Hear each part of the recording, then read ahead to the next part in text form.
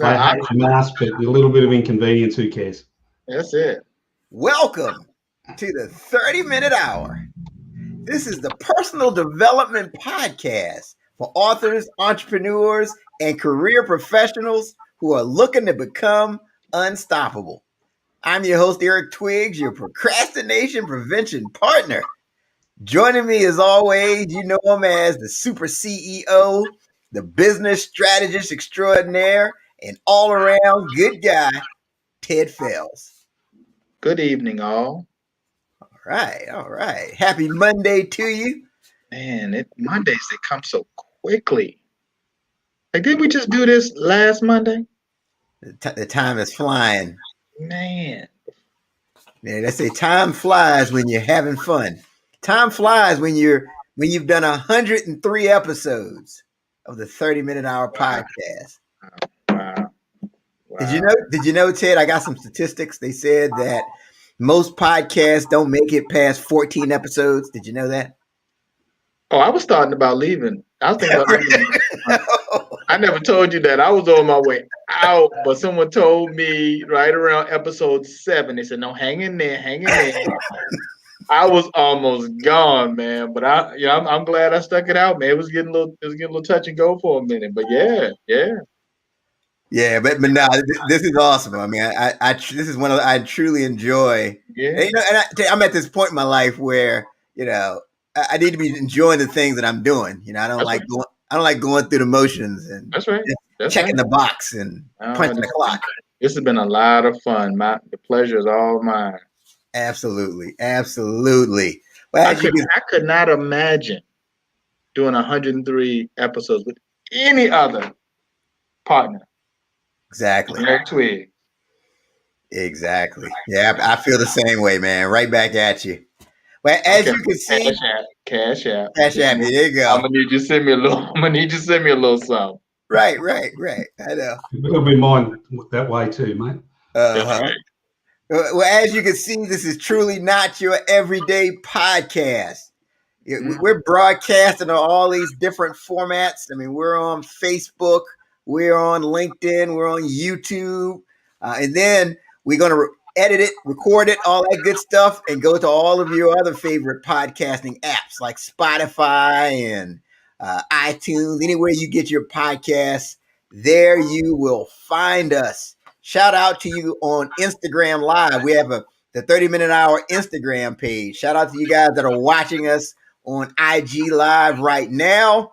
And definitely want to talk about the What Now movement. Make sure you're tuning in. Go to the Facebook page, the whatnowmovement.com, where we give you content to help you to continue to pivot, continue to move forward. And don't say, I'm going to wait until things get back to normal. That's right. So Rob, one of the things that just irritates Ted out of no end when people say that, I got this thing I want to start. I've got this venture I want to move, but I'm going to wait until things get back to normal. No, you can't do that. You have to pivot. You have to continue to move. And that's really the spirit of the What Now movement. Cool. And we've got an international guest. I told you this is not your everyday podcast. I mean, how many podcasts do you tune into here in the United States where you have someone that's dialing on from Sydney, Australia, right? And he's in the future already. It's Tuesday. It might be Monday in the United States, but it is Tuesday in Australia. So we are excited to talk to him. But before we go there, Ted, this may surprise you, but I've got something that's on my mind. Please share, Eric. That's right. So today I want to talk about the shortcut to improving your sales. Shortcut. That's right. I want to talk to you about the shortcut to improving your sales. So there's a story. It's a familiar story, Ted. There's a story of a new insurance agent. His name is Jack, and he was struggling to make sales. Like he would contact 10 leads and come back with 10 rejections. He believed that business was slow due to the bad economy in his area and the fact that a lot of his customers didn't have money to pay for his services. That's what he believed. So to change his luck, he scheduled a meeting with this guy named Bill, who is the leading sales expert in town. So Bill agreed to provide Jack with 10 of his most qualified leads on one condition. That he contact them immediately and report back to him with the results. So the following week, Jack met with Bill in his office to provide his update. Here's what he said. He said, Bill, those were great leads. I sold policies to 8 out of the 10 referrals. Thank you for giving me such great leads. Do you have any more?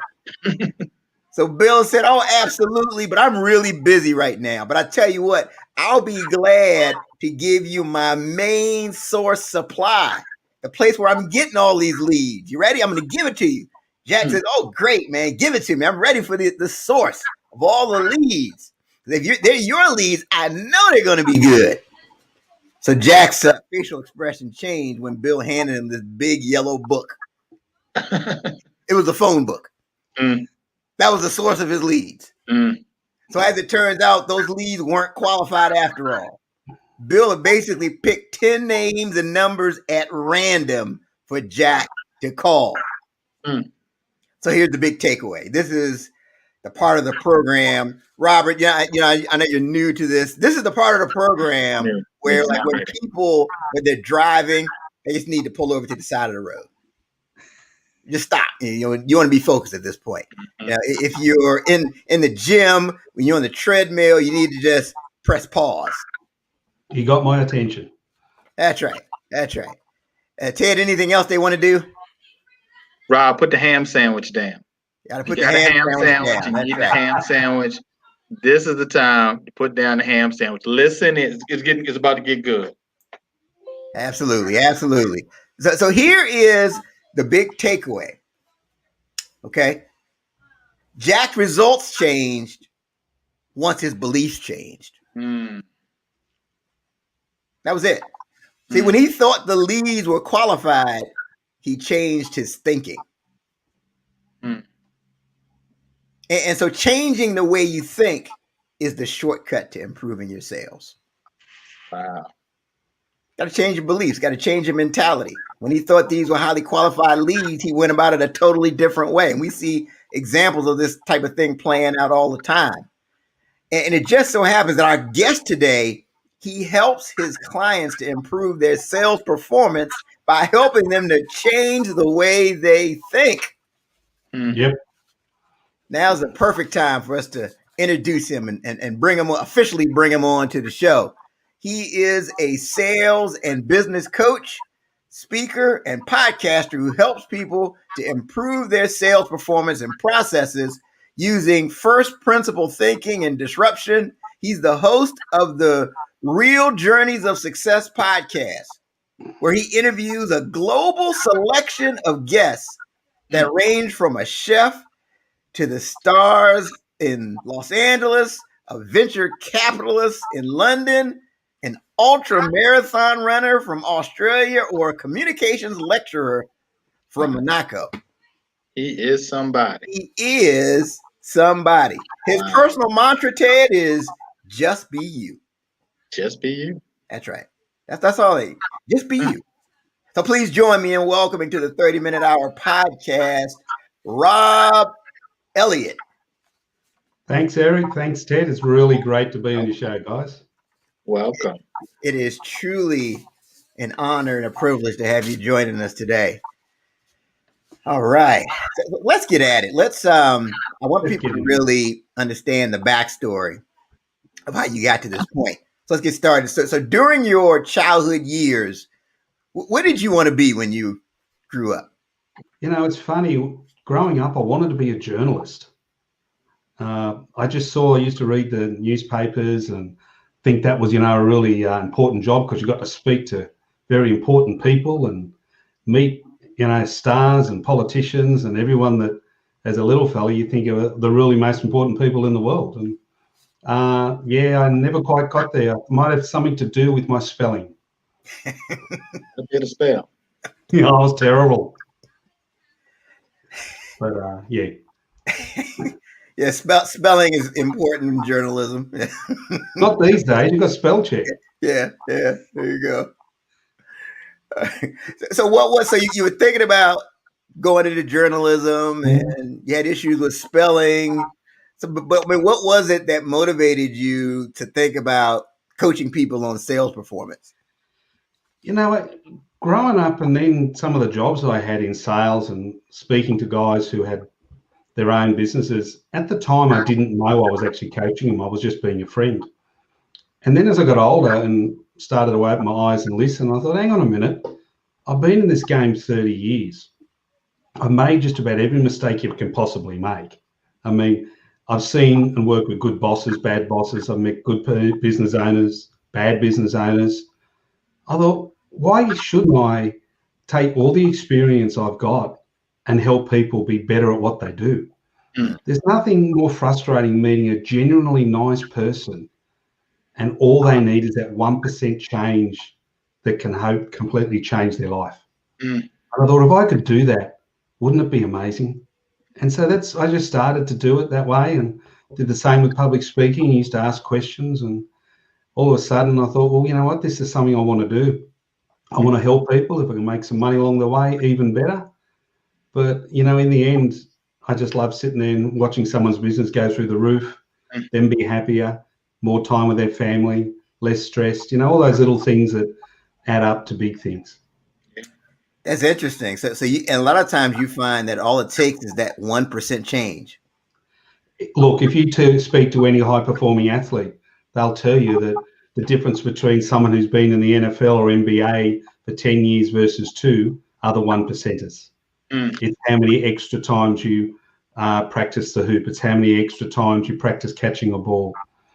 You do that 1% better than everyone else in the team, you'll be more successful. The same in business.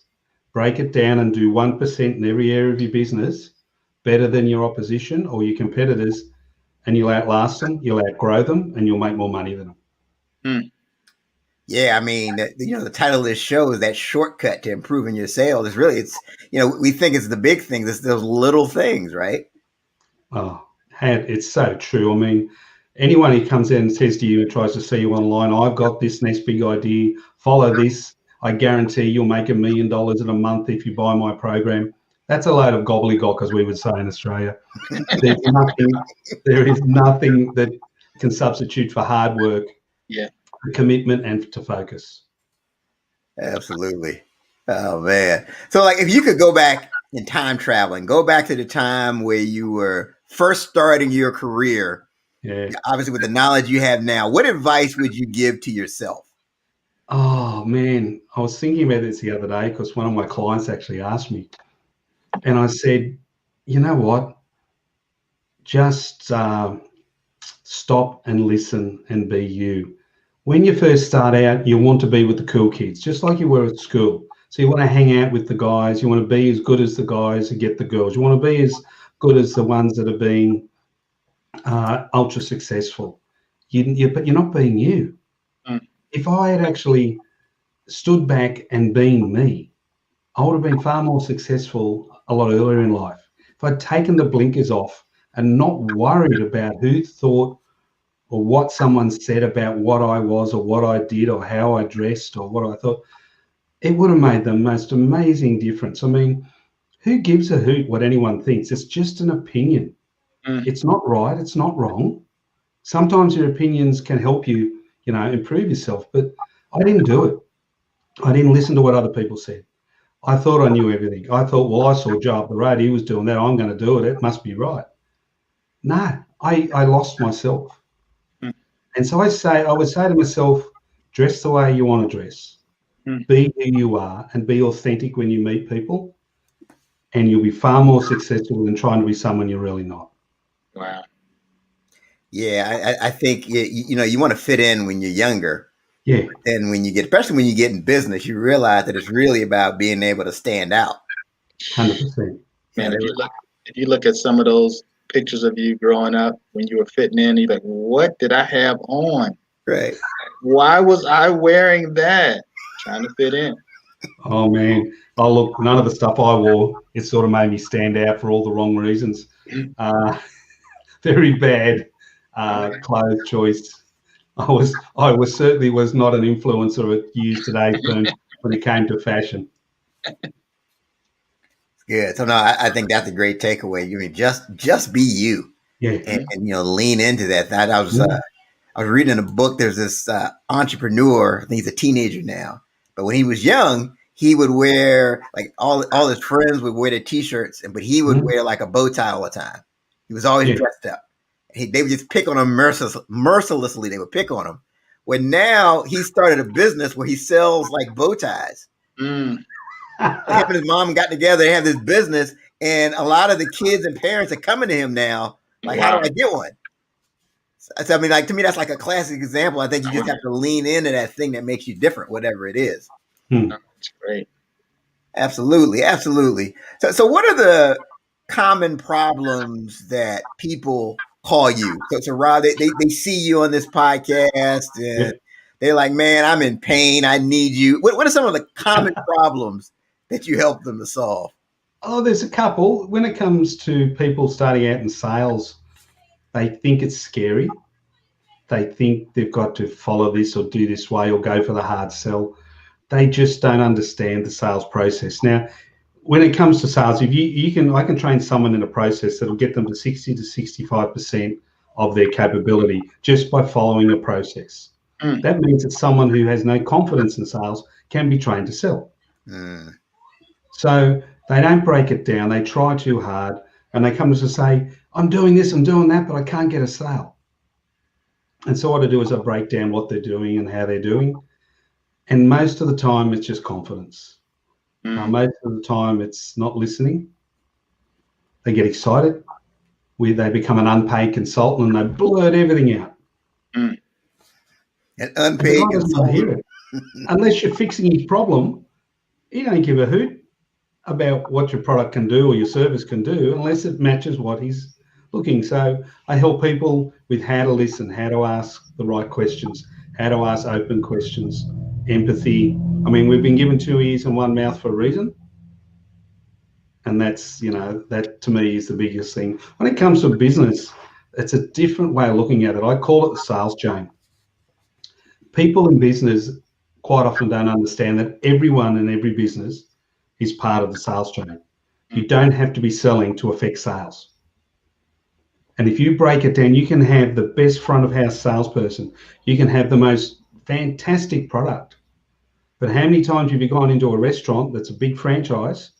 Their ads are great, their franchise is great, their colors are great, and then the waitress walks up or the waiter walks up and they've had a bad day. Yeah. What do you remember? You don't remember the quality hamburger or steak. You don't remember the nice sign or the ads. You remember the waitress or the waiter that had a bad day and just went, So once you break that down, you go through what we call the sales chain. It unearths a lot of different things in a business. It can unearth a bad credit practice. It can unearth a terrible delivery service. And people say it's not sales. It is sales. It's all part of the chain. And so that's where I break it down with people in business, and we sit down and go through it. And sometimes nearly every time, the problem they think they've got isn't. It's something totally different. And you break it down. You work on the 1%ers in each. Sometimes it's 5 and 10% has to be improved. Other times you don't have to improve anything. And I get a smile on their face. It's the biggest payment I love. They get more relaxed. They open up, and then you help them become more successful. And that rocks my world. So Rob, have you ever had to sell a bad product? Yes, I have. It was a challenge. If the product, in my personal belief, is if I don't believe in the product, and it doesn't not going to deliver to what the customer's paying their money to, I'll walk away. And that's what I did. I can't sell somebody or ask someone to spend their money on a product that's not going to deliver to them what they need. That just goes against my ethics. And so I walked away. And the worst thing was I was working for a friend. And I never realized until I got there. It's a bad product. Wow. It was a bad product. Are you still friends with him? No. So let's circle back a little bit. Kind of talk to us about, like, how did you get all of this knowledge and wisdom when it comes to the sales process? How did you acquire all of that? Lots and lots of missteps along the way, but I grew up in a family business that was in the hospitality industry. And so I grew up living in pubs in Australia from the age of 5, and mum and dad ran the pub. So in Australia, back in those days, you lived above the pub or out the back. And pubs in Australia have restaurant, public bars, motels, had the whole thing, takeaway. It wasn't just one section. And mum and dad were the perfect, what you call partnership. Dad was the front, mum was the back. They yin and yang, but they had the unique ability to be able to make someone, when they walked into our business, feel that they were the only person in that bar or restaurant. They made everyone feel valued. It didn't matter how difficult they were. At the same time, they could still run a profitable business. And so one of the things my mum taught me very early was, we called it the 3-step rule. First time someone walks into the bar, you remember what they order. The second time they walk to the bar, you remember their name. The third time you call them by their name, you have their beer ready. Now, if you listen to anyone, even like the guys who do all the big shows in America, the reality, the bar rescues and all that, if you get a customer back for the third time, you've won them for life. So if you can work on that with, it doesn't matter if it's retail or whatever, and whatever you need to do when someone rings up or you speak to, you get them for life. It's not familiarity, it's respect. Hi, George, how are you? Would you like a cappuccino? Oh, hi, Harry, do you still want those same chemicals you used last month? You only ordered 10 litres. Do you need 15 this month, or do you need something different? It all works the same. The same principle can be applied. And so I took that, and when I left, Mum wanted me to get what we call experience outside the industry. So I worked in the banking industry, and that was tough. I was actually working in the domestic money market during the 87 stock market crash around the world. And as a very young fella, that was downright scary, because I didn't know what was going on. We were locked basically in our building in Sydney. We knew what was going to happen in New York and London and everywhere around the world with stock markets crashing. And it was just a roller coaster. And I saw the best and worst in people's reactions. And at the time, I didn't know I was learning. And then after that, I went back into the industry. I love the liquor industry, and moved around in some of the best companies in Australia. And I actually worked for Guinness for 3.5 years in Australia. Best job I ever worked in, because they had a culture that was supportive. You worked hard, you played hard. But all along the lines, I had some very good mentors and some bad ones. And some of my bad managers taught me the most. So if you open your eyes and you sit there and you listen and you work your way through, and we've all got it. I've been all the way through. I worked in liquor industry, industrial, did a bit of real estate. And I just sat back and I learned from some of the best in the business and said, well, who's doing it better than me? What are they doing better than me? Let's copy it. And that's a good start for anybody. It doesn't matter, sport, business, anything. Find someone who does it better than you. See what they're doing different to you and start there. Yeah, I mean, that's such a basic step that everybody can take. What is it that stops people from doing that? Because most of the time, if somebody is, doing something better, it's like we have a negative thing towards them. We get jealous. But why don't we do that more? I think people are scared. Yeah. I think people are scared to walk up to that person and say, hi, you're really good at what you do. I'm just starting out. What advice would you give me? If that person is truly a good person, they'll take the time. It doesn't matter if they only give you a minute. Yeah. It doesn't matter. Don't be afraid. What's the worst they can say? No. Yeah. That's going to come back at them. I'm a strong believer in karma. I'm a strong believer in what you put out in the universe, you shall get back. You know what? Help anyone. If someone asks you for help, they're doing it for a reason. And don't be afraid to ask. You might learn how not to speak to people by someone being rude to you. You still learn. Once you've done it a couple of times, Eric, when I do public speaking, people turn around and say to me, "Oh, I get nervous, I get this, I get that," and it doesn't worry me. And I turn around and say, "So you don't like talking to strangers?" And they go, "No." I say, "So every time you go to the supermarket, I want you to ask the person who's serving you how their day is, Mm-hmm. and then come back and tell me you got 7 days." I say, I want you to hit 5 people the next 7 days. It can be the service station, it can be the news agent, it can be the local takeaway. You know what? They never come back with 5. They come back with 10. Again, it's just breaking down, giving someone confidence to do it. And it's little bits. And that's why they don't do it, guys. People are scared of no. They're scared of rejection. That's fuel. Turn around and say, well, that fuels. Every time someone says no, that's fuel. I'll go to the next one until I get what I need to know. Yeah.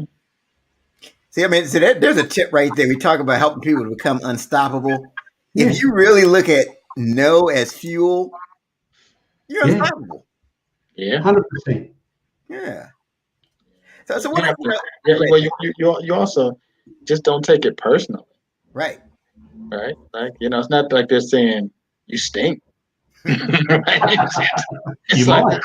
Yeah, I mean, you may, right? But most of them, they're just saying, well, they're not interested in what you have. Sometimes they may be having a bad day or whatever. And I think that, the point that you made, Rob, of just constantly practicing, just engaging with people. I try to do that all the time. I had mentioned this on a past show that whenever I go out to a restaurant, I try to help that server get a good tip. Yes. Because I speak to them, I talk to them, I engage with them.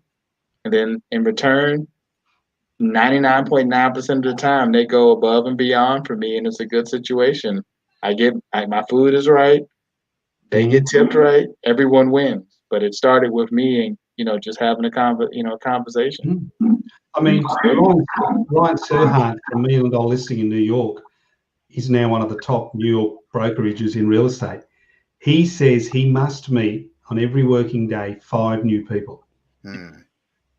That's his goal every day. Doesn't mean sell or buy or list with them. Meet 5 new people. It's now become part of what he does naturally. He wouldn't be successful. A guy started as a hand model and unemployed in New York is now a multimillionaire, and good on him. Wow. Well, You said he was a model? A hand model. A hand model. Yep. You have some nice looking hands to be a hand model. Yeah, well, you look him up, you probably think he's a nice looking dude too, but I probably won't think it's a nice looking dude. I really don't even want to see his hands either, Rob, but I'm going to take your word for it that he got nice looking hands and he's a nice looking dude. But I thought that's what I heard you say, he was a hand model. I was like, gee. Well, don't most people from New York think they're nice looking?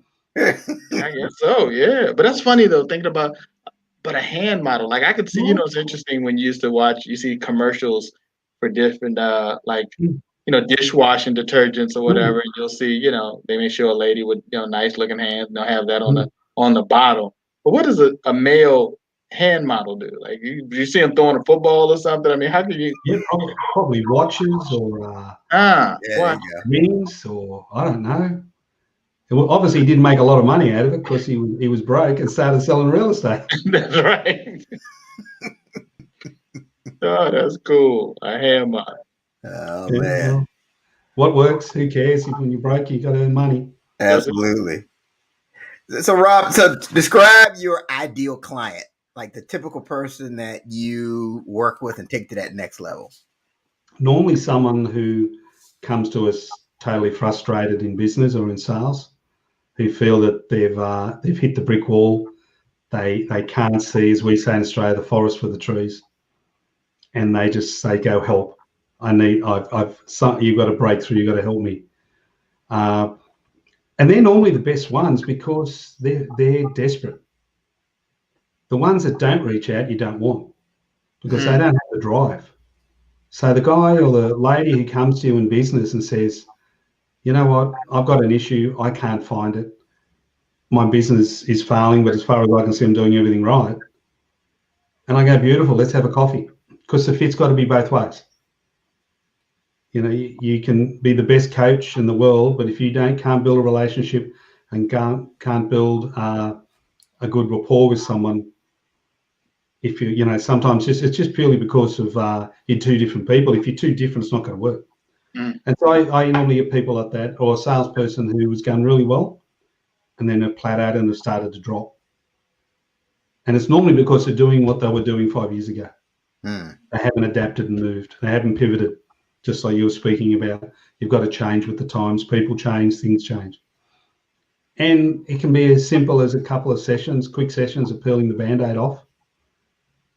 And all of a sudden you see a click in their face when you've asked them so many times, and they go, oh, and they get it.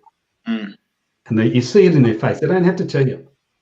And so they're the guys that I love to deal with. They're my ideal customer that's got total focus, total desperation, and wants to improve. And I'm not interested in the ones who are just looking for a quick fix or don't have that drive. Yeah, absolutely. So if you could recommend one book, the one book that can really help our followers to improve their business based off of your experience, what book would you recommend and why? Man, I'm an avid reader. I've got a lot of books. I read your Simon Sinek's and your Tony Robbins and a lot of the different guys from around the world. I picked up a book. It's got a black cover. I think it's Jocko Willink, 100% Accountability. He's a US Navy SEAL. And what he does, he talks about being overseas in serving his country in very, very bad areas. And he talks about how they go through the planning of going out from their barracks to do a job, as they call it, and then coming back, and then they relate it back into business. But the thing I love about it is that what I call it set me free. 100% accountability. US Navy SEALs and Navy SEALs and Special Forces all around the world work on when you win, the team wins. When you're not successful, the team's not successful. So everyone, and you take 100% accountability for what you do and how you do and the success or the not success of what goes on. And he spoke about they lost a member. And you know what I mean by that, when they were out one day. And they all came back and they were heartbroken out, and then they broke down where they went wrong. And even the ones that did their job perfect still turned around and said, I could have done this better. Now, it took me a long time to accept an accountability for my actions because I always thought I was right when I was young. But once I started to accept accountability and say, yes, I stuffed up. Yes, I did that. Irrespective of it was right or wrong, it sets you free. Yeah. And too many managers and too many people look to blame. It doesn't matter if the person down in the dock sent it out to the wrong address. Yeah, okay, he did that. But what could you have done so that didn't happen? It's all about making yourself accountable for your actions and everyone around you that you influence. And it truly sets you free once you accept it. It truly sets your business free where it's no blame. There is no blame in this place. I remember I was working for a big company in Australia, and they used to have sales meetings, and we had a rule of no rank. So a general manager, anyone could come in and sit in our sales meeting. But when they walked in, there was no rank. Everyone was equal, and everyone was allowed, as long as you were respectful, to speak your mind. And I saw some very senior executives come apart in those meetings because of the candor of the people below them. The guys that were working for me had learned to take accountability for their actions, and they're not doing a job without it. Where the senior management hadn't. They were always looking for a reason why something didn't work.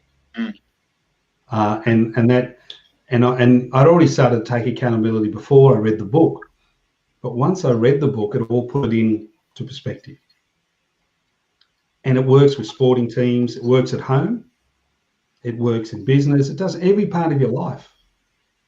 Put your hand up. Yeah, I stuffed up. Put your hand up. Yeah, that was my choice. Didn't we have great success? Both sides. It's not all about when you muck up. Celebrate your successes.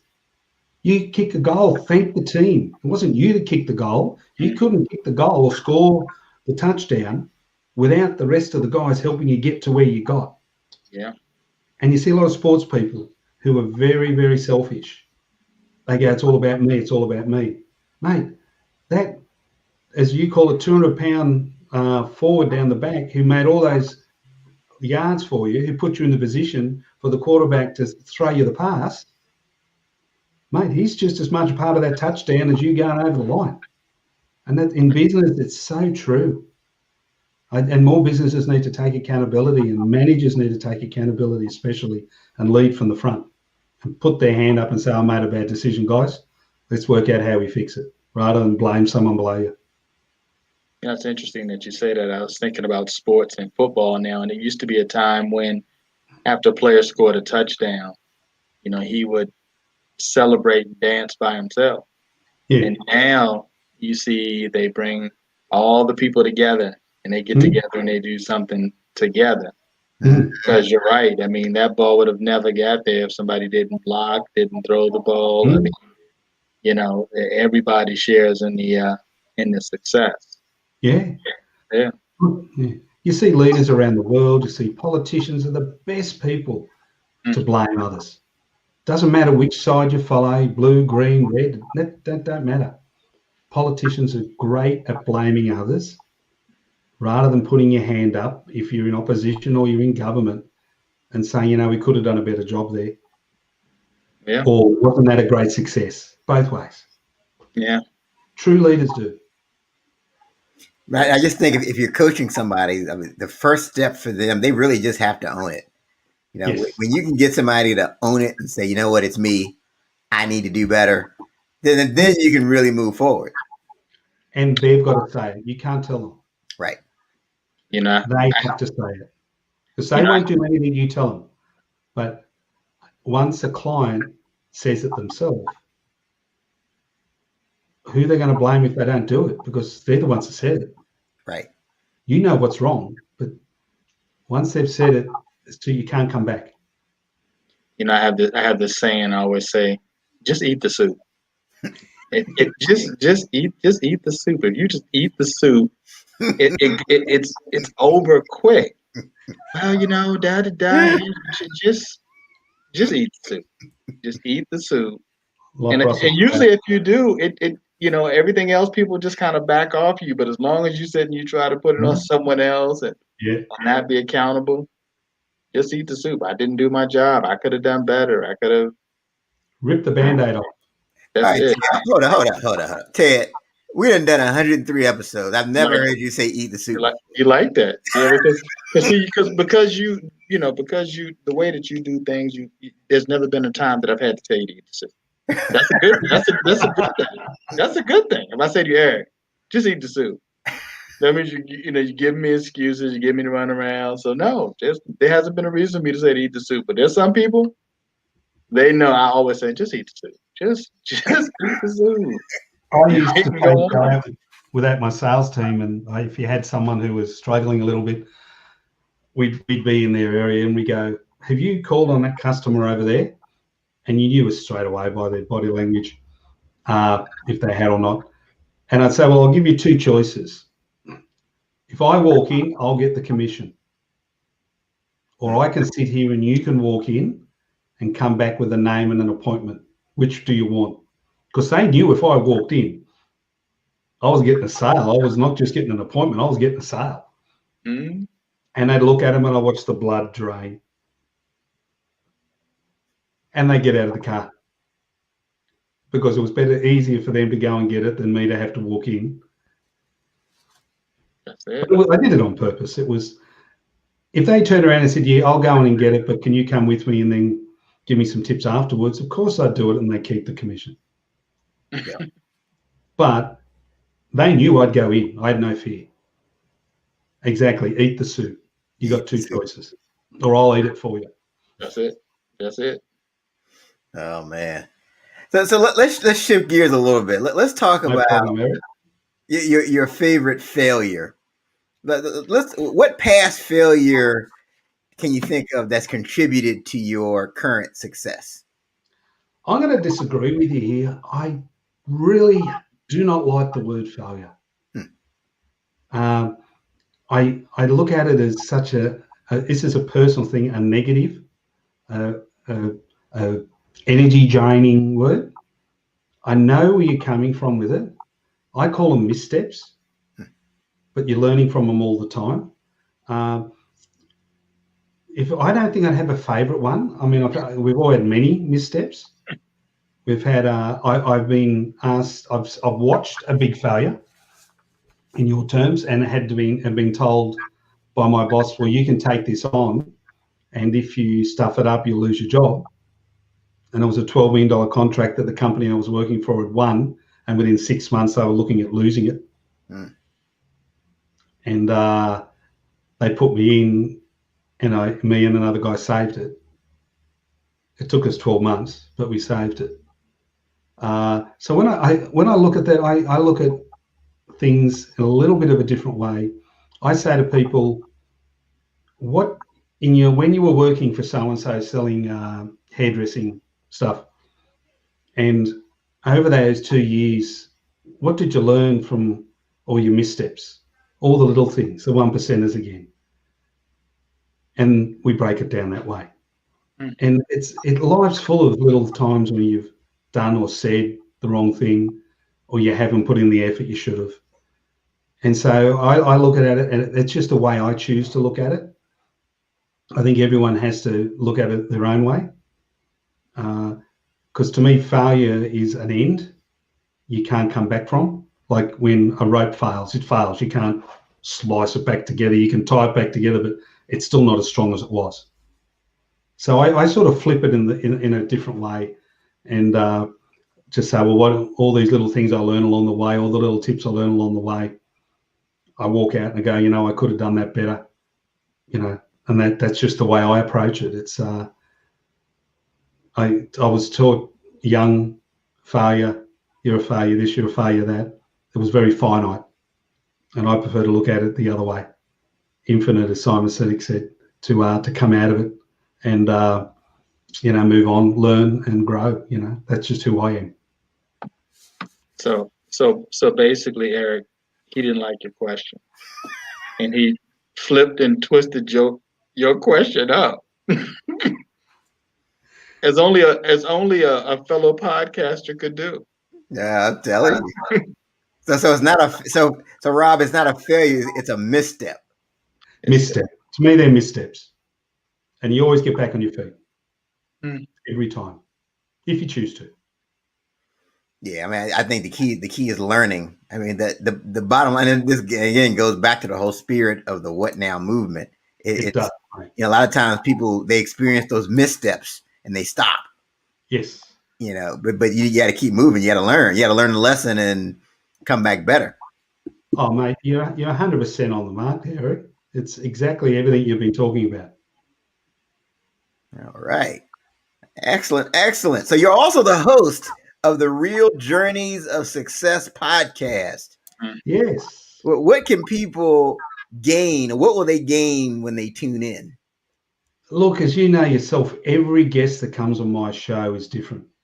They've all most are now from different countries. They've all had different experiences.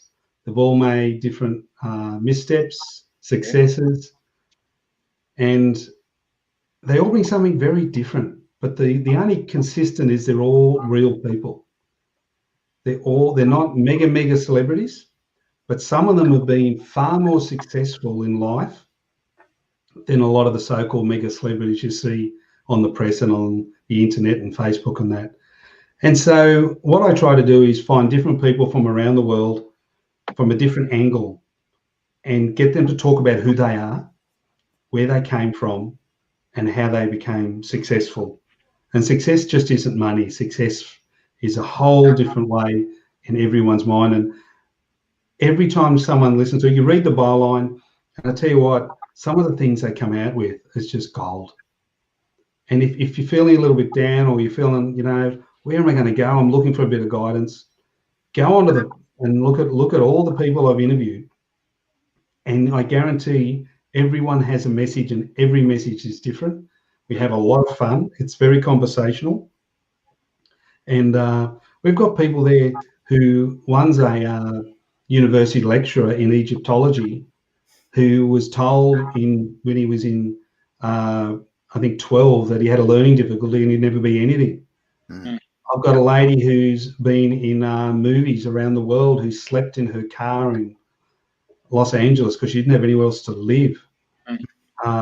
We've got, just some people who have just been pushed down. I had one guy who's out of his 8 best mates, he lived in Brooklyn, 5 are dead because of where they were living in a very bad area. Another guy was a traffic controller on 9/11. Wow. These people are truly inspiring. I'm just the host. My job is just to bring them to the world. My job is just to ask questions and let them tell the stories. And I tell you what, I'm privileged to do it. I'm privileged. I loved every single person that's been on my show because I learn something every time. And I just say to people, look, put it on in the car on Spotify, iTunes, Stitcher, Ghana in India, whatever, is easy for you. And just for 30 minutes, disengage from the world and listen to someone else's story. And you can't finish any of those podcasts and not feel inspired. They really are all very genuinely interesting people. That's a great point. We talk about that all the time as well. Just in the 100+ shows, like you're learning something. It's almost like you're sitting at the airport or at a bar or something, and you sit beside someone and they just tell you their story, and it's just amazing of what you learn when you just listen to someone else. Like listen to them. Story too. Yeah. And you just got to ask. Yep. That's it. And I see someone sitting at a park bench or someone sitting somewhere with no one around, just ask. Say good day, as we say in Australia. How are you today? That's all it needs to say. Yeah. A smile and good day, how are you? It's also interesting how we started this podcast in 2019, and someone had said that, man, a year or two from now, you're going to be interviewing someone in Australia. Because at that point, really, anytime we interviewed someone in the early days, we'd bring them to my office in Maryland. So had we met you in 2019, you would have had to come to Atlanta, Maryland, and be interviewed if you wanted to be interviewed. And it probably would have been on you because we didn't have travel budget. So you probably would have had to, I'm pretty sure catch a bus or something from Australia. Eric would have paid. It would have been fine. Oh, well, there we go. Oh, yeah. I'm sure I would have. There we go. I have been to the States a few times. I do know my way around. There you go. But now, one of the things I like about this whole podcasting space is that we interview people all the time that just take away any excuse that anybody would have for performing. Like Robert, you mentioned the lady that's living in her car. And I mean, we had a guy that's 27 years old that's just absolutely killing it. And you can say I'm too young. This guy is just making it happen and coming up with all these ideas. And so that's one of the things I like about this. And even someone like yourself, that they're accomplishing things that expand what you think are possible. So awesome. Even if we didn't have one viewer check us out, one listener, I mean, two people are definitely checking out, whatever is being said every week and learning from it. Yep. Look, did Gary Vee start with thousands of people? Did Tony Robbins start with thousands of people? No. Yeah. Nope. And you don't need thousands of people to make a difference in the world. You only need to change one person's life, and just like a butterfly. Absolutely. Yeah. Absolutely. So now is a great time. We're going to go around the horn. And this is the part of the show where we each leave that closing thought that can help one of our followers to become unstoppable. And, this is Ted's favorite part of the show. This is the part of the show that Ted enjoys most, if you can tell by the way he's shaking his head. Rob, I do not like this part of the show, Rob, because again, each week we have these amazing guests like yourself that have been just giving all this great information throughout the show, and then you're going to say something, then I have to come behind it. So it Mate, is. I think you've just embodied what I'm going to say. I've said it already. It's honestly, when everything is going bad and you're facing the wall and you're sitting there going, what do I do next? I just tell people, take a breath and just be you. Mm. Because when you are you, you don't have to worry about what you've said. You don't have to remember how you said it.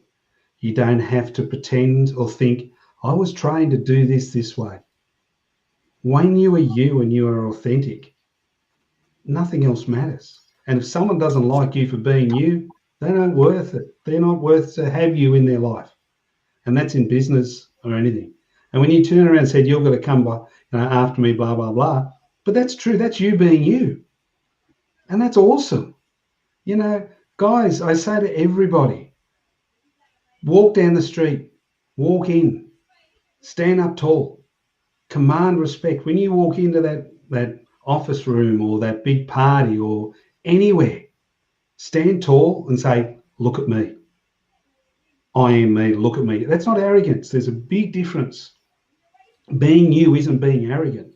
A lot of people think being you is being arrogant, overconfident, and all that. No. Being you is being happy with who you are, loving yourself, being confident in who you are, and it just you'll have a presence in a room, in a shopping centre, in a bar, in a nightclub that is unstoppable.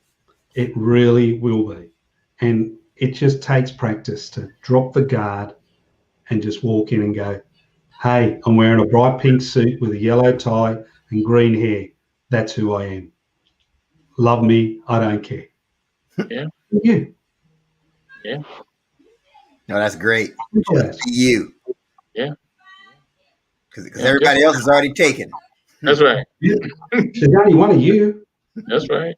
Isn't that good, Ted? There's only one of Eric. That's it. That's it. Now, again, this has just been a great show, just, great insight. And again, just about every week, it's mindset, right? Everything kind of ties to mindset. It is. Like when you gave the example about the person looking in the yellow pages, like, when someone told that person that, yeah, these are vetted contacts that are there, some of my top leads, and that person went in with a mindset that he was going to close because they were top people. But then when it was like, okay, well, really, here's what it is. Right? This is the same thing that you could do, right? You went into that game feeling that you could, make the shot, hit the ball, whatever it takes. And I just think that, and whatever you do, if you go in there with that mindset that you're going to be successful, or, and if you have, like you said, a misstep, that's going to be an opportunity for you to learn. You'll get over it.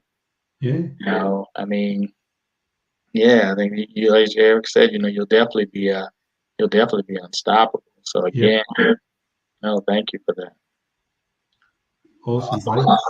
Awesome. So my around it kind of ties back to something you said earlier, where you were talking about just getting 1% better.